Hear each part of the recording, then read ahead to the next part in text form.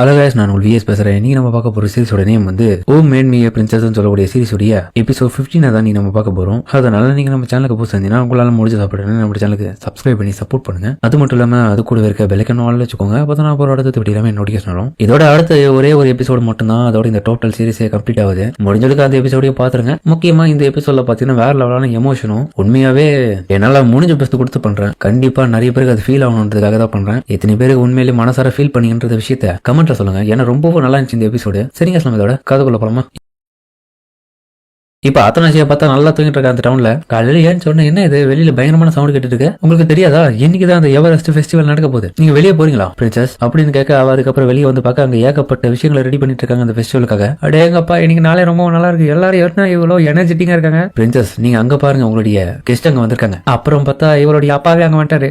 அத்தனாசியா உங்ககிட்ட நான் என்ன சொன்னேன்? அந்த இடத்த விட்டு கிளம்பி வந்த பிறகு நீ எனக்கு இந்த இடத்துல இருக்கிறியா இல்லையான்றத லெட்டர் மூலியமா அனுப்புன்னு சொல்லியிருந்தால. ஏன் நீ அதை பண்ணவே இல்லை? ப்ராமிஸ் பண்ணிய ஏன் மறந்துட்டியா?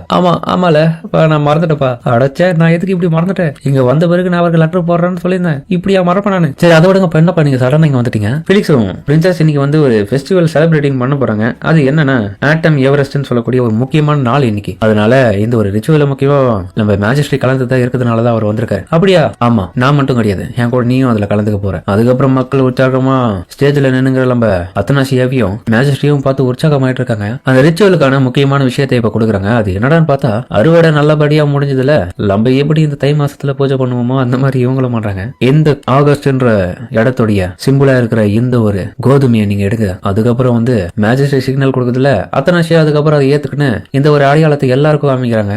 இன்னைக்கு இந்த வருஷம் நமக்கான அறுவடை விளைச்சல் எல்லாமே சிறப்பா நடந்திருக்கு. அப்புறம் அந்த செரிமனி நல்லபடியா முடிஞ்ச பிறகு இப்ப கிளம்பி வேற ஒரு இடத்துக்கு அதை எடுத்துட்டு வந்துட்டு இருக்காங்க. அப்புறம் போகும்போது நடுவில் பார்த்து அவங்க கொஞ்சம் பேசிட்டு வந்துட்டு இருக்கும் போது மேஜிஸ்ட்ரி நீங்க சொன்னது போல அந்த இடத்துக்கு நம்ம வந்துட்டோம். இதுக்கப்புறம் நாங்க எல்லாரும் உங்களுக்காக இந்த இடத்துல வெயிட் பண்றோம். நீங்க கேட்டது போலயே போயிட்டு வந்துருங்க அப்படின்னு பார்க்க அவங்கள மட்டும் ஒரு கேரேஜ்ல அமைச்சு வைக்கிறாங்க. அப்புறம் பார்த்தா அந்த ஒரு டவர் இந்த இடத்துல தான் இருக்கு. தலைவன் நம்ம லோக்கஸ் பார்த்தா அவனுடைய டவர் இருக்கிற இடத்துக்கு வந்துட்டான். இங்க இருந்தா வந்துருப்பான் தலைவன். இந்த பிளாக் மேஜிக் சொல்லக்கூடிய குப்பையா ஃபாலோ பண்ணி வந்தா நான் எதிர்பார்த்தது காட்டிலும் என்னுடைய ஓன் டவர்ல இருந்து அந்த சென்ஸ்ல எனக்கு தென்பட்டது. நான் இல்லாத போய் அவன் இதுல வந்து என்ன பண்ணான்னு தெரியலையே. அதை பார்த்துருவான்னு சொல்லிட்டு தலைவன் பார்த்தா அதுக்கப்புறம் அந்த மிரர் வழியா செக் பண்ண அது சிசிடிவி கேமரா மாதிரி எடுத்த ஃபுட்டேஜ் எல்லாத்தையுமே காமிக்குது. தலைவன் அந்த வில்ல இந்த இடத்துக்கு வந்திருக்கான். நான் சஸ்பெக்ட் பண்ணது உண்மைதான். என்னுடைய பிளாக் மேஜிக் சொல்லக்கூடிய புக் எடுத்து படிச்சுதான் இது எல்லாமே பண்ணிட்டு இருக்கான்னு நினைக்கிறாங்க. ஆனா அவன் போயிட்டு இருக்கான். கண்டிப்பா இதெல்லாம் பிரச்சனையை கூப்பிடாம போயிட்டு இருப்பான். இதே வகையில பார்த்த தலைவன் பக்கம் இன்னொரு கேமரா வழியா பாக்க அங்க பார்த்தா நம்ம அத்தனாசியாவோ க்ளோட வந்துட்டு இருக்காங்க. இவங்க ரெண்டு பேரும் இங்க வந்துங்கிறாங்க. ஏன் அப்பா எதுக்கு இந்த டவர் கூட்டு வந்தீங்க? இந்த டவர்ல முக்கியமான எதுனா இருக்காங்க? ஆமா அத்தனாசியா, அதை நான் உனக்கு காமிக்கிறேன். காலங்காலமா இந்த இடத்துல தான் ஒவ்வொரு வருஷமா நம்ம இந்த ஒரு ரிச்சுவல் பண்றோம். அது மட்டும் இல்லாம இந்த டவருக்குள்ள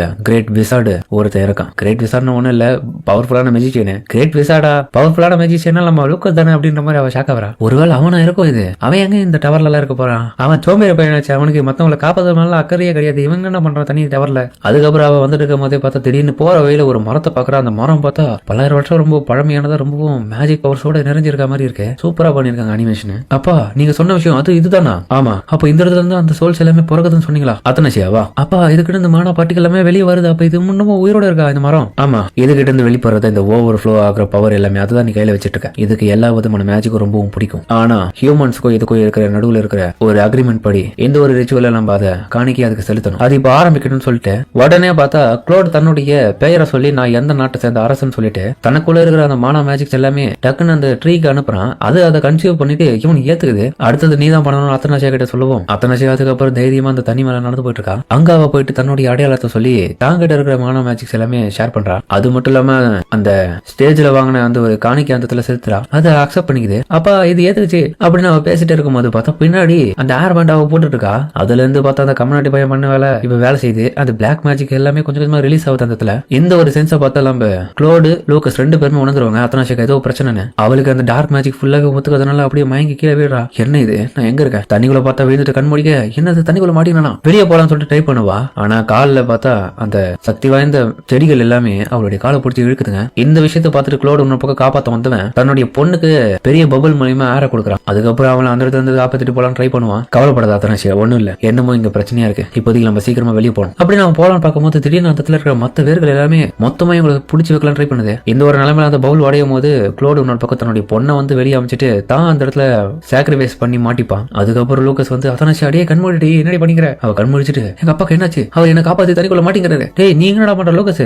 இல்ல உனக்கு ஆபத்துன்றது நான் பார்த்து அதனாலதான் வந்தேன், அது எங்க அப்பா தனிக்குள்ள ஏத்துன்னு போச்சு அந்த பேர் எல்லாமே. இன்னொரு பக்கம் லூக்கஸ் அந்த கம்யூனிட்டி பண்ண வேலை வந்து இந்த அந்த ஏர் பேண்ட்ல இருக்கிறத கண்டுபிடிக்கிறான். ஓ இதுலதான் பிரச்சனையா, உடைச்சு தட்டுற தொட்டு உடைச்சிருவாங்க, இப்ப பிரச்சனை இல்ல. சரி எங்க அப்பாக்கு என்னாச்சு, அவர் அங்க ட்ராப் ஆயிட்டாரு பெரிய மேஜிக் ப்ரொடக்ஷன்ல, அவர் அந்த பேரியருக்குள்ள மாட்டிக்கினேன் ரொம்ப காலத்துக்கு இப்ப தூங்குற மாதிரி ஆயிடுச்சு. நானும் உள்ள போயிட்டு அவரை எப்படியாச்சும் வெளியே கொண்டு வரலாம் ட்ரை பண்ணேன், ஆனா அவருடைய சப்கான்சியஸ்னஸ் அதுக்கு ஒத்துக்கல. எங்க பாரு நான் கொடுக்குற சின்ன ஒரு பவரா இருந்தாலும் அது மேல வேலை செய்யாம அது ரொம்ப கடினமா இருக்கு. அந்த ஒரு பேரியர் அவர் ஃபோர்ஸ்ஃபுல்லா அப்படியே வச்சிட்டு இருக்கு. என்ன காப்பாத்து போய் அவரு இப்படி மாட்டினாரு, நான் எதுவுமே பண்ண முடியாம இப்படி இருக்கேன், நல்லா ஒன்னத்துக்குமே லாய்க்கலாதவன், என்னாலதான் இவருக்கு நிறைய பிரச்சனை வருது. பிலிக்ஸ் ஒரு பக்கம் சின்ன வயசுல இருக்கும்போது இந்த விஷயத்த சொல்லிருப்பா. மேஜிஸ்ட்ரி இவங்களை பாதுகாக்கிறதுக்காக இந்த இடத்துல நிறைய விஷயத்த போட்டு வச்சிருக்காரு, அதனால ஃபீல் பண்ணாதீங்க, ஏன்னா அவருக்கு உங்களை ரொம்பவே பிடிக்கும், நீங்களும் லேடி டியானாவும் அவருக்கு ரொம்ப பிடிச்ச பர்சன் இந்த உலகத்திலே. அதே சமயத்துல லூக்கஸ் அந்த பேரியர் உடைக்கிச்சு எங்க அப்பாவை காப்பாத்துக்கு எதனா வழி இருக்கா, நான் அது உள்ள போலான்னு இருக்கேன், ஏய் அது ரொம்ப ஆபத்து, நீ போனீங்கன்னா நீ அங்க மாட்டீங்கன்னா என்ன பண்ணுவேன், ஆல்ரெடி அவர் அங்க ட்ராப் ஆயிட்டாரு, எப்படி காப்பாத்தணும்னு தெரியல, நீயும் போனீங்கன்னா கண்டிப்பா உள்ளுக்குள்ள மாட்டி வெளியே வர முடியாது, அதோட ஆனா வழி இல்லாமலாம் இருக்காது, எங்க அப்பாவை போயிட்டு நான் எழுப்பி கொண்டு வரேன், என்ன பேசிட்டு இருக்க, அது ரொம்ப ஆபத்து, அவரா ஏஞ்சி வந்தா தான் இதுக்கெல்லாம் வேலைக்காகும், இல்ல கண்டிப்பா நான் போய் தருவேன், ரொம்ப ஆபத்து இப்படிலாம் பேசாத, இதே மாதிரிதான் ஒரு தடவை மாட்டிக்கின ஞாபகம் இருக்கா, இவன் பக்கம் தான் கூட இருந்த அந்த அப்பாவுடைய நினைவுகளை யோசிச்சு பார்த்துட்டு ஃபீல் பண்றா ரொம்பவும், எனக்குன்னு ஃபேமிலியா இருந்தவர் எங்க அப்பா மட்டும் தான் புரிஞ்சுக்க மாட்டியா, என்ன ஒரு காரணமா இருந்தாலும் எனக்கு பரவாயில்ல, என் உயிரே போனாலும் பரவாயில்ல, அவரை காப்பாத்தி தருவேன். லூக்கஸ் இன்னொரு பக்கம் அவளுக்கு அட்வைஸ் கொடுக்கலாம் ட்ரை பண்றான் திரும்ப, ஆனா அந்த டைம் யோசிக்கிறேன் அழுவுறது பார்த்துட்டு அவனுக்கே மனசு கஷ்டமாயிடுது. சரி ஓகே இந்த ஒரு முறை உனக்காக ரிஸ்க் எடுக்கிறேன், உனக்கு நான் ப்ரொடக்டிவ் மேஜிக்கை பயன்படுத்துறேன், ரொம்ப நேரத்துக்கு அது நீடித்து இருக்காது, குறிப்பிட்ட டைமுக்குள்ள நீ எப்படியாச்சும் அவருடைய சுயநோக்க கொண்டு வந்து திரும்ப நீ கண்மூடிக்க வைக்கலனா நீயும் அந்த இடத்துல மாட்டி பைப்பிய சொல்லிடுறேன், ரொம்ப தேங்க்ஸ் லூக்கஸ். அதுக்கப்புறம் உள்ள போனவன் அப்பா நான் உங்களை கண்டிப்பா காப்பாத்துவேன், உடனே அவருடைய மெமரிஸ்குள்ள போறா. அப்புறம் அந்த ஒரு விஷுவல் எல்லாமே சூப்பரா காமிச்சிருக்காங்க, அது அவங்க அப்பாவுடைய மெமரிஸ் இருக்கிற யூனிவர்ஸ் குள்ள போன மாதிரி தெரியுது. அங்க போற வழி ஏகப்பட்ட நினைவுகள் அந்த இடத்துல செய்யறது இருக்கு, அதெல்லாம் தாண்டி ஒரு இடத்துக்கு போனா அவங்க அம்மாவுடைய ஒரு நினைவு பாக்குறான், கண்டிப்பா இந்த ஒரு மெமரி எனக்கு ஞாபகம் இருக்கு, ஒருவேளை இந்த இடத்துல அவர் ட்ராப் ஆயிருப்பாரா. அதுக்கப்புறம் அங்க உள்ள போய் பார்த்தா இவங்களுடைய அப்பா வந்து இந்த இடத்துல மொத்த முறையா டியானாவை பார்த்து அவங்களுடைய அழகுல மயங்கின அந்த ஒரு விஷயத்த காமிக்கிறாங்க, அந்த கல்ச்சர்ல அவங்களுடைய டான்ஸ் அந்த இடத்துல காமிச்சிட்டு இருக்காங்க, ரொம்ப நல்லா இருக்கும். இந்த ஒரு அழகுல பார்த்தா க்ளோடு மயங்கிடுவான், டான்ஸ் ஆடுறது மட்டும் இல்லாம பார்த்துட்டு அம்மாவும் அப்பாவும் இப்பதான் மீட் பண்ணாங்களா.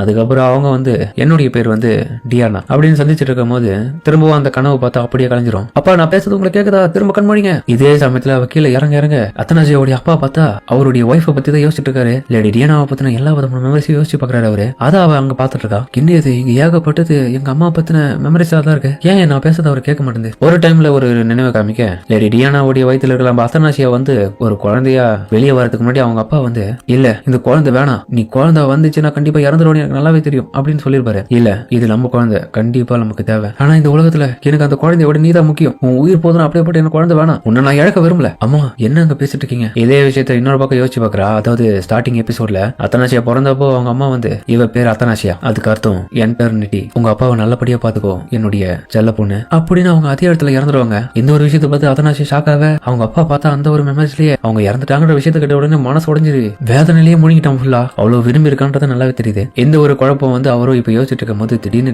அத்தனாசியா அந்த இடத்துல தூக்கி எறியப்படுறா. அத்தனாசியா சீக்கிரம் எழுப்பு டைம் இல்ல. அதுக்கப்புறம் அவங்க அப்பா வந்து அத்தனாசியா பிறந்ததுனாலதான் அவங்களுடைய வைஃப் இறந்ததுன உடனே மனசு உடஞ்சு போயிட்டு இந்த குழந்தைய நான் கொஞ்சம் மட்டும் சொல்லிட்டு வெறுத்துருவாரு, அவாய்ட் பண்ணுவாரு. அதுக்கப்புறம் அவர் என்னதான் தனியா ரூம்ல இருக்கும் போது பண்றான்ற விஷயத்த வந்து அத்தனாசி இந்த மெமரிஸ் மூலியமா பாக்குறா. அதுல அவங்க அப்பா பார்த்தா அழுதுட்டு உக்காச்சிட்டு இருக்காரு, சை அவ இல்லாம என்னால எப்படி வாழ முடியும், நீ இருந்ததுனாலதான் எல்லாமே கரெக்டா இருக்கு, ஆனா உன்னை தினமும் நினைச்சு என்னால வாழ முடியாம போகுது, எதுக்கு அந்த கனவு திரும்ப திரும்ப எனக்கு வருது அப்படின்னு தலைவன் தான் பார்த்தா முத மாதிரி அந்த பிளாக் மேஜிக்கை வெளிப்படுத்திருக்கான். கண்டிப்பா இந்த ஒரு விஷயம் என்னுடைய மனசுல இருந்து போகணும், எனக்கு சுத்தமா அது வரக்கூடாது, அதுக்காக நான் இதை பண்றேன். அப்ப என்ன பண்றீங்க, எதுவுமே எனக்கு தேவையில்லை, எந்த மெமரிஸும் வேணாம், எல்லாத்தையுமே நான் சீல் பண்றேன், எல்லாத்தையுமே நான் மறக்க போறேன்னு சொல்லிட்டு டக்குன்னு தன்னுடைய எமோஷன்ஸ் ஃபுல்லாவே சீல் பண்ணிடுவான். அத்தனாச்சியா புலம்புற, அப்பா நீங்க அம்மா மறக்க கூடாது, ஏன் இப்படி பண்றீங்க, சீக்கிரம் ஏழுச்சுன்னு சொல்லிட்டு அவ புலம்பிட்டு இருக்க. ஒரு இடத்துல பார்த்தா அவங்க அப்பா ஃபுல்லா டிராப் ஆகி அப்படியே யாரோடைய வாய்ஸும் கேட்காம தன்னையா ஒரு இடத்துல ஒரு சிறைப்பட்டு இருக்க மாதிரி கிடக்குறாரு. யார் சொல்ற எந்த வேலையும் செய்ய மாட்டாரு. அதே மாதிரி முக்கியமா டியானாவை ஃபுல்லா வாழ்க்கையில இருந்து மறக்கிறதுக்காகவே நிறைய விஷயத்த பண்ணிட்டு பெருசா இந்த ஒரு மேஜிஸ்ட்ரேட் பொறுப்புல கூட வேலைகளை பெருசா செய்ய மாட்டாரு, ஆளுங்களையும் பார்க்கறது இல்ல. இப்படியே போற சூழ்நிலை பார்த்தா